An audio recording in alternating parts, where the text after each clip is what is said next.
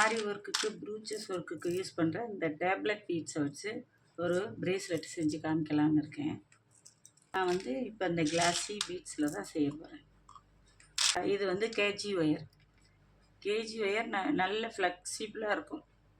நம்மளுக்கு என்ன சைஸ் தேவையோ அந்த சைஸ் வாங்கிக்கலாம். இந்த பீட்குள்ளே போகிற மாதிரி இருக்கணும். அந்த மாதிரி சைஸ் எல்லாம் கிடைக்குது.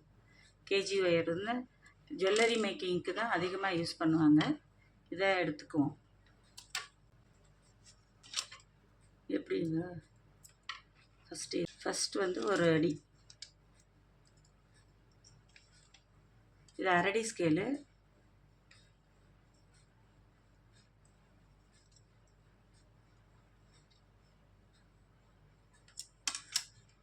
ஒரு அடியில் கட் பண்ணிக்கலாம். இது கத்திரி, இது ரொம்ப சாஃப்டாக இருக்கும். அதனால் கத்திரிக்கோல்னால கூட கட் பண்ணிட முடியும்.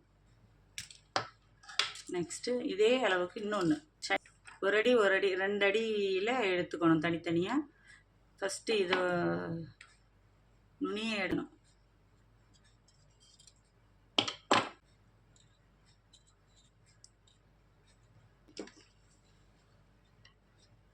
ரிங் மாட்டணும் இல்லையா, அதுக்காக இதை அப்படி ரிங் பண்ணிக்கிறேன்.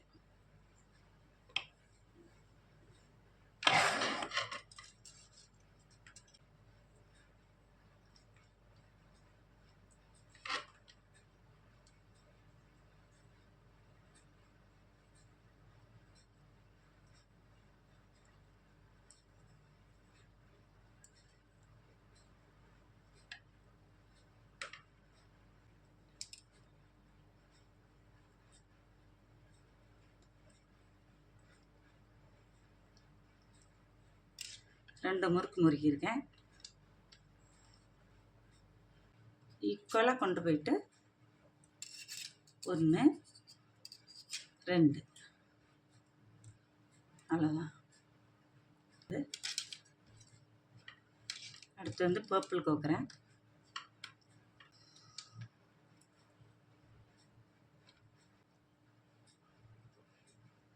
வச்சுட்டு 1 2 அவ்வளோதான். முன்ன பின்ன போகும், அதை மட்டும் ஈக்குவலாக நம்ம பார்த்துக்கணும். நெக்ஸ்ட்டு வந்து பர்பிள் கலர் கோத்துருக்கோம். இப்போ வந்து நெக்ஸ்ட்டு க்ரீன் கோத்துக்கலாம்.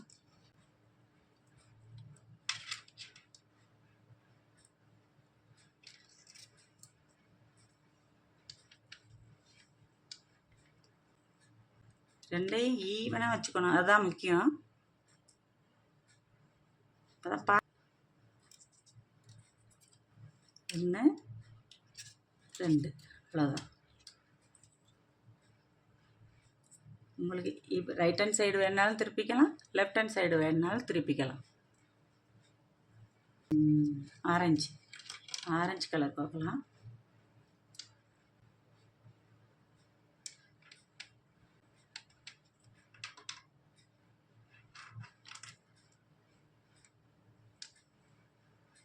அதே மாதிரி தான் கொத்து.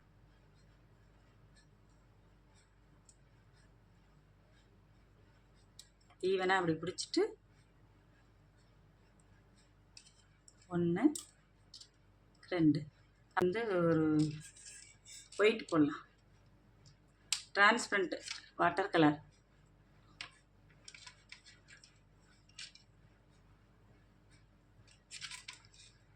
இப்படி பிடிச்சிட்டு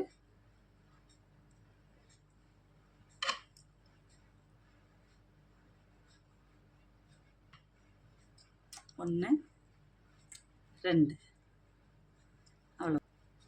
அதே மாதிரி தான் முன்னாடி எப்படி பண்ணோமோ அந்த ஈக்குவலாக பீட்ஸை பிடிச்சிக்கிட்டு இதை ஈக்குவல் பண்ணி பார்த்துக்கணும். பார்த்துக்கிட்டு எப்படி இருக்கா இப்படி போட்டு ஈவன் தான் ரொம்ப முக்கியம். 1 2 அவ்வளோதான். பிங்க்கு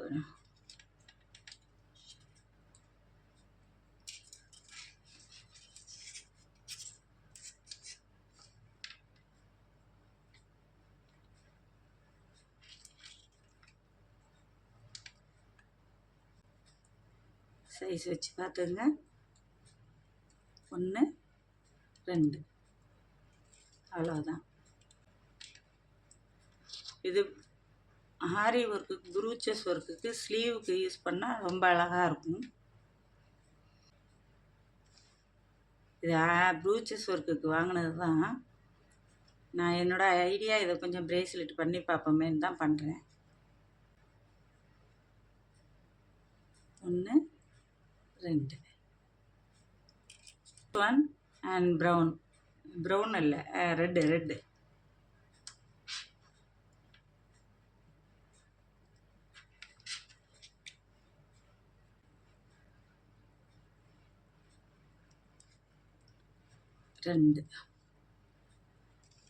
கைக்கு இது போதும். நம்ம கை ஒருத்தங்க கையிட்டு ஒவ்வொரு சைஸில் இருக்கும் இல்லையா, அதனால் நம்ம வச்சு பார்த்துக்கிட்டு எக்ஸஸாக வர கோத்துக்கலாம். இன்னொன்று இங்கே பாருங்கள், எனக்கு இந்த சைஸ் கரெக்டாக இருக்குது. இது அப்படியே முறுக்க வேண்டியதான். கட் பண்ணுறது தான் அது.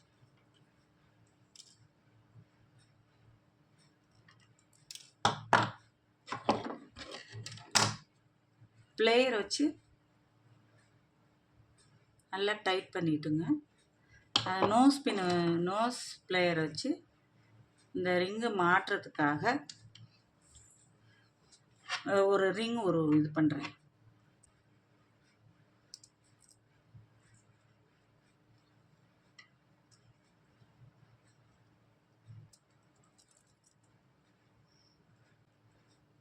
டைட் பண்ணிடணும். அவ்வளோதான், முடிஞ்சு வச்சு.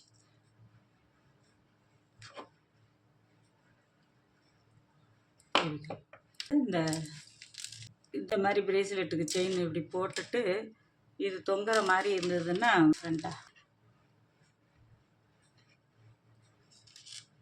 இது மார்க்கெட்டில் கிடைக்குது பிரேஸ்லெட் செயின்.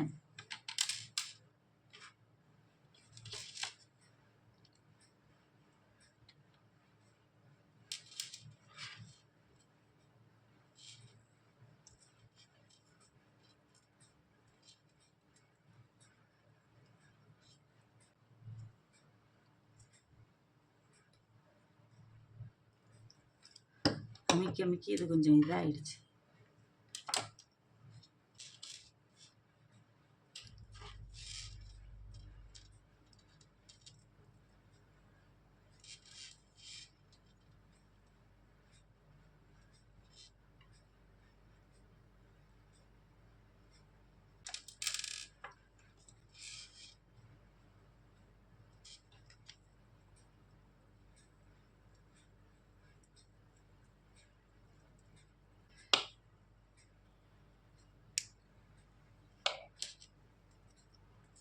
இது நம்ம சைஸுக்கு தகுந்த மாதிரி இப்படி போட்டுக்கலாம். ஃபினிஷ் பண்ணியாச்சு.